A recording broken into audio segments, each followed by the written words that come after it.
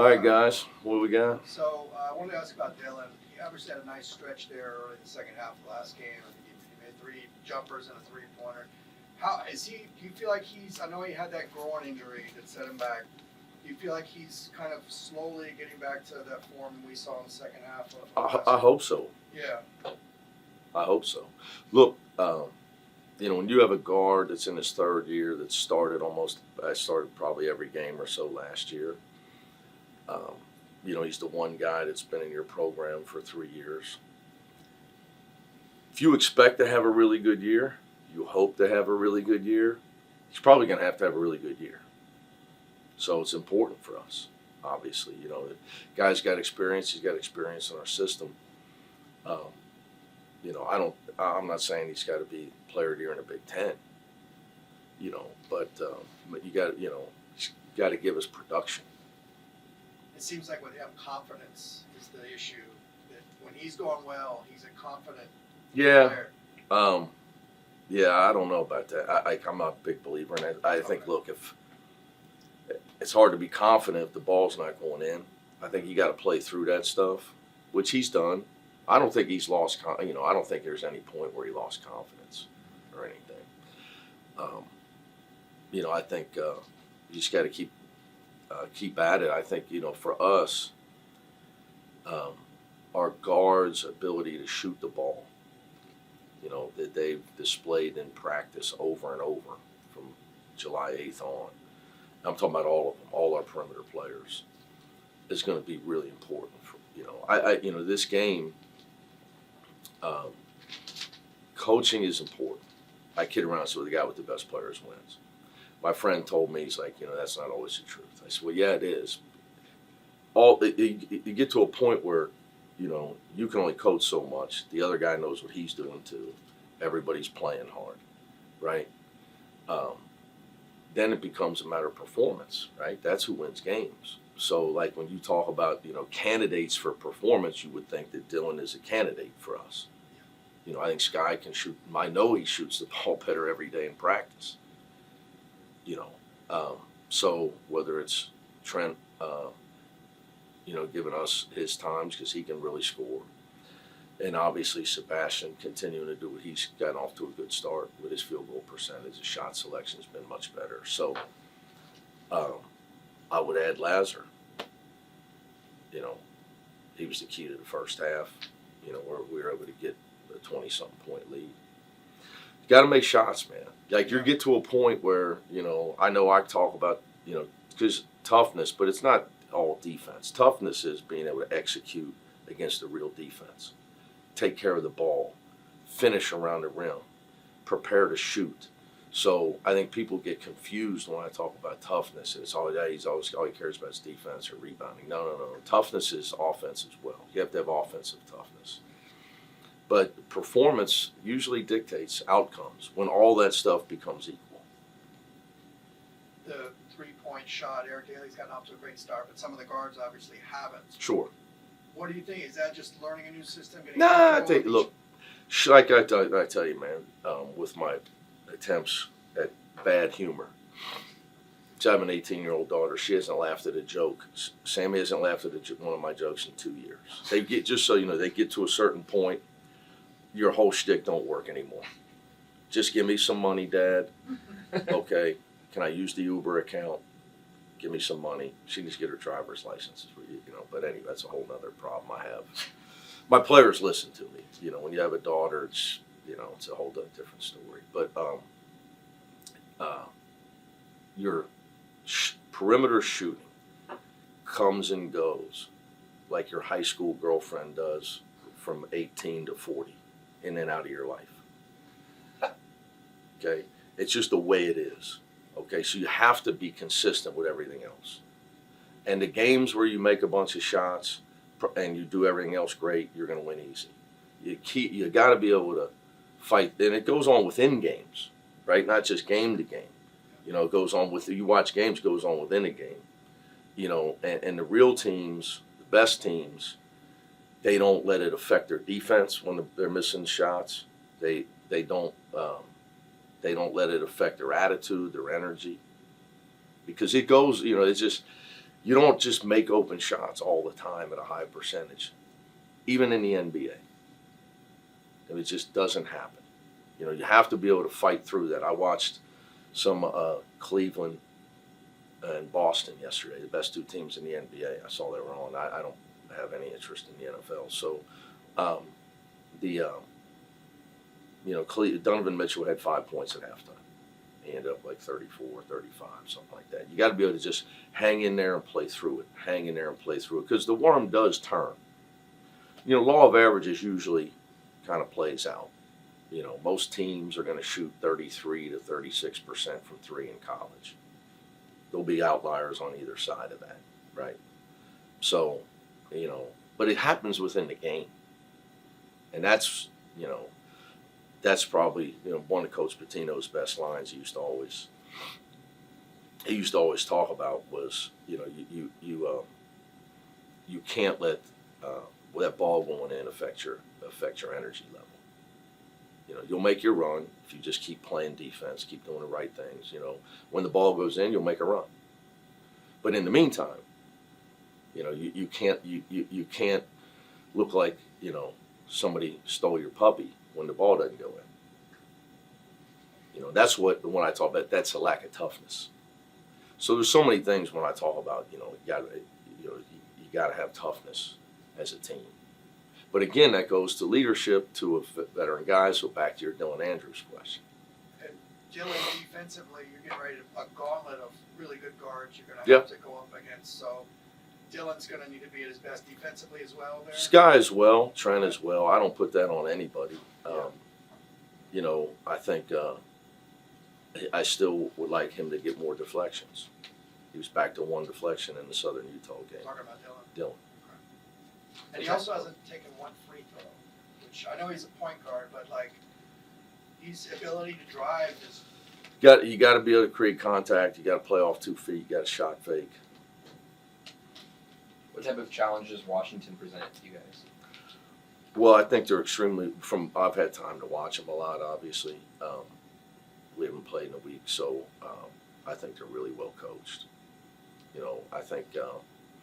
You can see their improvement from their opening game against Davis to their last win against Santa Clara. Extremely different team. And, you know, these guys, when you have to take Coach Sprinkle, you take over a program, and literally you got to get 10, 11 new guys. It's craziness, you know. But it's really going to be that way forever, I guess, as long as we have no rules. But, you know, so they've shown me, like, that they're well coached when you go from who they were their first 2 weeks to who they are now. You know, they defend. Like, I look at teams, you know, and you see they do everything they can to try to defend you. And they do it in different ways. He changes a lot. They do a lot of different things, game to game, probably based on personnel, yours versus his or whatever. But I think they're very well coached. Obviously, Osibor was player of the year in the Mountain West. They play through him. Harris has made coming off some games where he's made some shots. So I think that, you know, you can only look at their last two where they played pretty well. They won their little whatever their 4-team event was in Palm Springs. Is it I don't know what the word is, funny, comical, comforting that your first two Big Ten team games are against Pac-12 teams? Yeah. It's all so weird, man. You know, like Washington and Oregon weren't going to be in the Big Ten. Yeah. You know, a year ago, as we were making these trips, you know, and it was like, well, I guess the last time we'll be in Oregon. Last time, right. You know, now, you know, then all of a sudden they're in. You know, Dana Altman and I are friends. I have tremendous respect for him. But you know, when we left, it was, you know, his statement. He came out with. You know, well, you know, about how Arizona and Oregon had been the best two teams in the last 15 years. Yeah. But, you know, like, basically we don't need, you know, that's not all our league is about. Which, you know, he's got to do that. You know, obviously you got to do that. And he's done a great job. He's a great guy. But, you know, all of a sudden you left. Mm-hmm.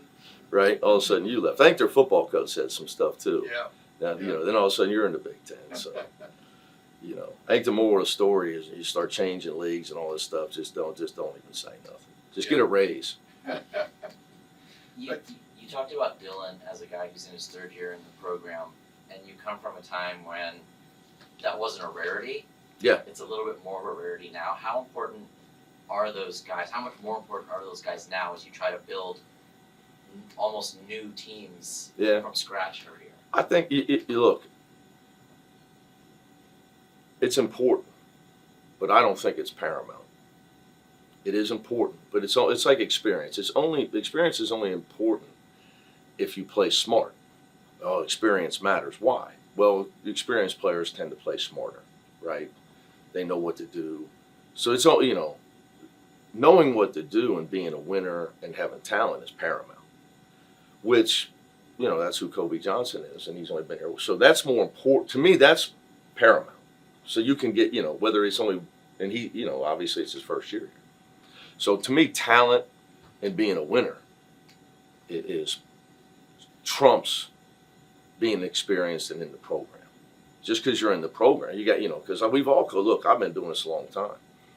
Okay, I coach some guys like Tiger, Dave, Jaime, Cody. I only had Cody for 3, but like a lot of guys here that got exponentially better along the way. Okay, but I've been coaching a long time. So 13 years at Cincinnati. I redshirted a guy named Sean Kilpatrick, who's the second leading scorer all time there. It was just unbelievable career.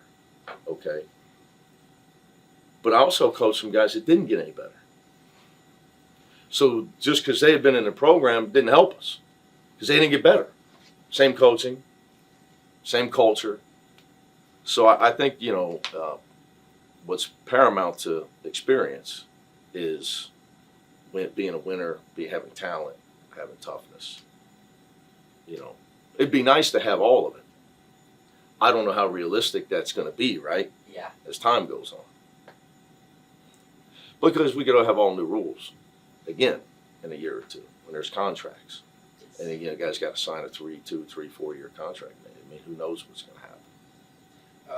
Eric Daly was talking about Washington's size. Does that lend more toward Kyle and Adai maybe playing a bigger role? Yeah, I think, well, first of all, I think they both had great development over the last 2 weeks. I think Adai and Will are really had great practices here in our off time. And they're going to be paramount for us against, in the Big Ten. For us, we're like I told you guys, it's not going to change with this team. Make sure you say, well, he'll get down to where he's only playing 8 guys. This team's going to play at least 10 guys. I mean, it's not going to change all year. And the better Adai and Will get, the better our team will be. So, coaching staff and pouring in effort into improving those guys. And then obviously they got to meet you halfway. That's the key to guys getting better. Guys get better, they got to want to get better. They got to have the passion and willing to put into work. So but they've been really good this week. But I think it's going to be important. We're going to have to play multiple lineups, but size is going. It does matter. How happy have you been with Dave Andrews' impact on Adai? Well, Dave's been great with it. But I've known Dave. Right. I told you guys in the off season, but getting Dave to get away from the helmet heads, where you probably don't make as much money, but you have more of a life. And Dave's got 3 teenagers, and it's tough, being a helmet head over there, and you're in charge of everything. It's a tough deal when you got 120 guys under your lid and 3 or 4 or 5 assistants, and you just literally have no life. So when he left me to go make the money with the helmets, I'm fortunate to get him back, very fortunate. And obviously, we've been together, so we see things that we both believe that hard work trumps everything else. Energy and enthusiasm matter. So he's been great with Adai, but all the guys. But so is Tyler. And having those guys in lockstep is important. recovery is just as important as strength and conditioning. What have you learned about your team through the non-conference home games? Well, I'd say that's the key, is trying to, as you're offensive and really all strategy wise, okay, what are we going to need to do to beat Washington versus Southern Utah or Oregon versus Rider? You got to try to learn that quickly. So I don't want to divulge everything, but I think definitely have identified areas of improvement, right? You want to become much more efficient offensively. Defensively, our numbers are off the charts. We lead the country in fewest points and turnover margin. But, we're going to be playing against teams that can hurt us inside more than those teams can hurt us inside. So how do we make sure we're prepared for that? And then offensively, you're not just going to be able to steal the ball and lay it in. Trying to make sure you've got to continue to get better in the half court. Not that you want to be in the half court, but it's just reality. When you get into the meat of your schedule, that the other guy, he knows that they're going to try to not turn it over, get back on defense. So therefore, your half court offense, you still got to be able to put pressure on the rim, get fouled, get layups, and open threes. So execution, you're trying to and getting guys comfortable, in what you're trying to accomplish on offense. So I get if there's confusion and guys aren't sure what you're trying to accomplish or what they're supposed to do on what you're doing on offense, they can't be at their best. So that's when I said what I mean by comfort level. You can be at your best if you know what you're doing. Now you're just playing, versus you have to think about, where do I go? So everybody's growing. Look, I don't know, what's the date today? December 2nd. Yeah, it's still early, guys. I mean, it's in our game, it's just so unlike college football where every week matters so much. I mean, now you can have a couple losses and still get in that playoff. But, on our game, you got to try to win, but get better. Win, but if you're not getting better, you're going to have no shot in March. You talked about trained versus untrained. Yeah. But here you are. You mentioned it, off the charts defensively with basically a new team. So does that go against that a little bit? Well, we've from day one, because of all the transfers, we started. I never used to be like, say, in the old days you had everybody back. Well, we spent the summer on getting better all the time. But we had to just start regular practice on July 8th. And training guys on how to defend, how to defense, take care of the ball. Defense matters, rebounding matters, and make sure by the time the game started that we didn't look like these guys hadn't played for us. So there was a concerted effort to get there from July 8th on. We start school late for people, obviously. So it's paid off, but we'll see. Where your numbers are now, only, again, it's like being ranked now. Does it really matter? Got to win games. So we'll see if it holds up. That's the key. And that's where you're talking about assessing your team, where you're at, what's going to be able to hold up. Can you still force turnovers? Can you still stop people from scoring as the competition changes? Is this one of the toughest stretches? I know you've been through a lot of tough stretches, but you've got Oregon. I don't even remember other tough stretches in my life. I just don't. As far as December, is what you're alluding to. You got 2 league games. You got we've had this. You got 2 league games and you got a couple of tough games in December. It's just part of it. That's just kids like that stuff. We're all good? Yeah, thank you. All right, man. Appreciate it. Thank you. Thanks, Coach.